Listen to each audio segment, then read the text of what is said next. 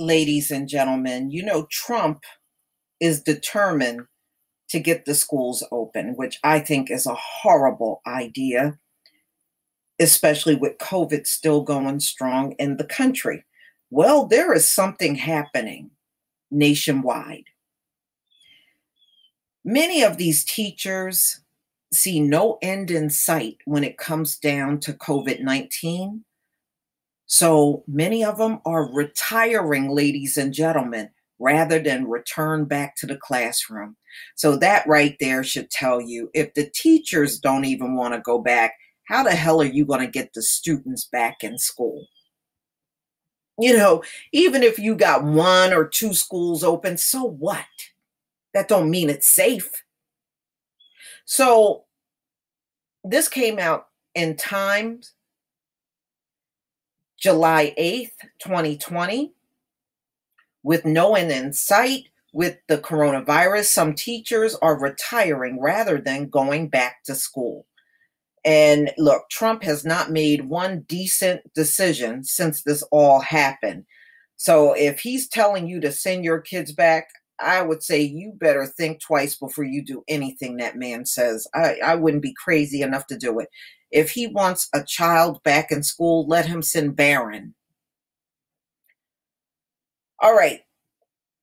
So when Christina Kerfman thought about whether she would return to her second grade classroom in the fall, she struggled to imagine the logistics. How would she make sure the 8-year-old students kept their face mask on all day? How would they do hands-on science experiment that required working in pairs? How would she keep 6 feet of distance between children accustomed to sharing desks and huddling together on one rug to read books? The only way to keep kids 6 feet apart is to have 4 or 5 kids. That's right, per room. So she says she typically has 22 students in a class. Yeah, it's kind of hard to do social distancing. Those class sizes are very limited. So her district shut down schools on March 12th, and at least 55 staff members have tested positive for coronavirus. Classrooms in general are pretty tight, she says. And then how do you teach a reading group?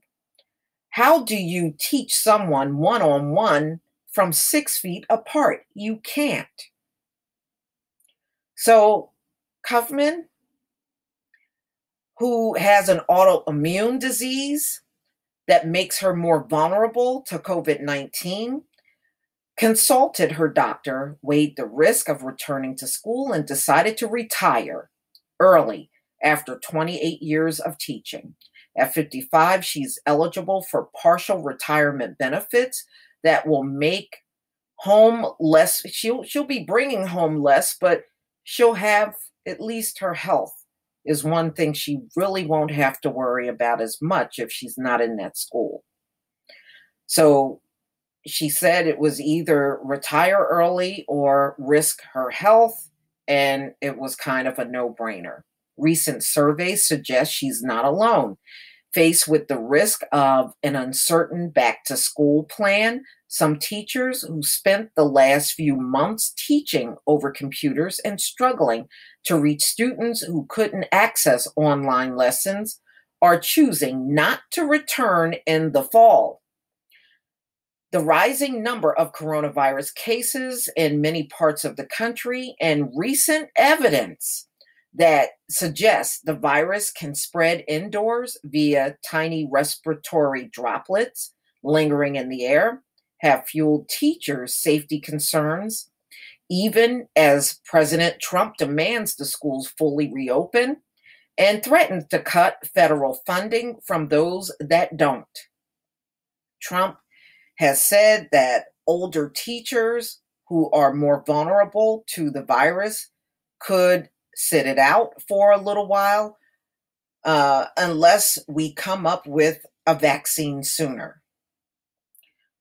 About 20% of teachers said they aren't likely to return to teaching if schools reopen in the fall, according to a USA Today poll conducted in late May. Ed Week Research Center surveys conducted around the same time found that more than 10% of teachers are more likely to leave the profession. Now, before they, about 10% was going to leave the profession before the pandemic. And 65% of educators said they want school buildings to remain closed to slow the spread of the virus. But the pressure to reopen schools is strong. Recent study shows that students have likely suffered significant learning loss during this period of remote schooling, worsening the achievement gap between the affluent and low income students. Meanwhile, research shows that children are much less likely to suffer the most severe health effects of the virus. The American Academy of Pediatrics released guidance on June 25th, recommending that all back to school policies aim to have students physically present in school, citing the importance of in person learning and raising concerns about social isolation, abuse, and food insecurity for students forced to remain at home. Dr. Anthony Fauci, the country's top infectious disease expert, agrees. I feel very strongly that we need to do whatever we can to get children back to school, he said during a testimony before the Senate on the Thursday. Well, I'm sorry, y'all, you can't let these people in government decide what you're going to do with your kids. You as a parent have to decide what's best for your children. And as you can see, this should be a clear sign that things aren't right when you got a lot of teachers that are saying they're not going to return back to the classroom. Okay. And to be honest with you, I don't blame them because it's a matter of time before the staff gets sick. And the children has their own version of COVID-19. What are you willing to risk your kids for this government? This government don't care about you or your family. They don't care about no one.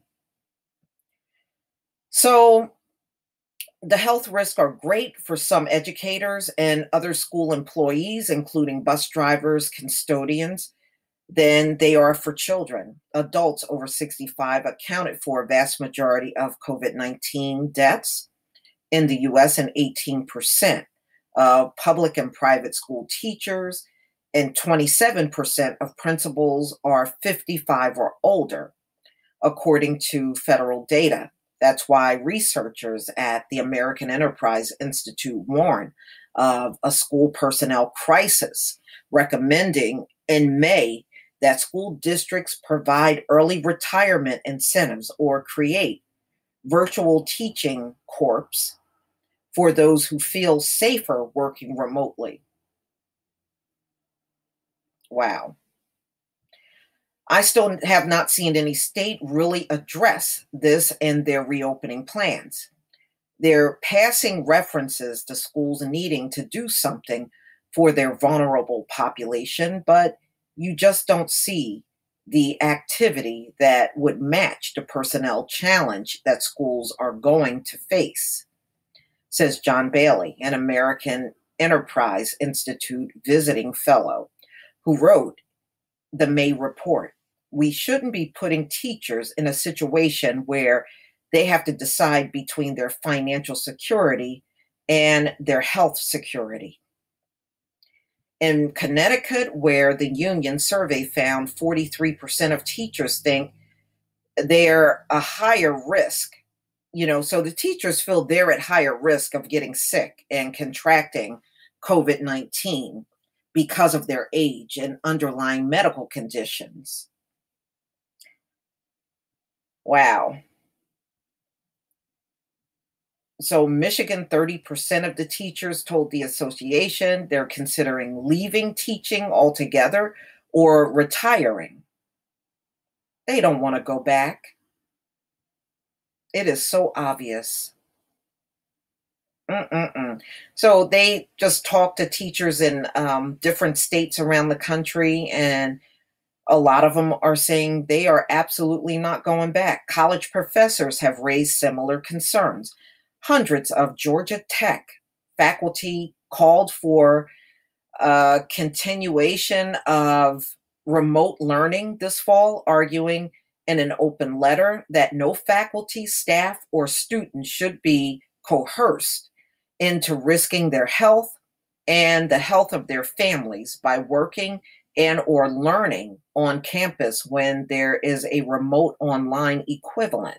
Professors at the University of Notre Dame asked if they would be allowed to decide individually whether to teach in person or online.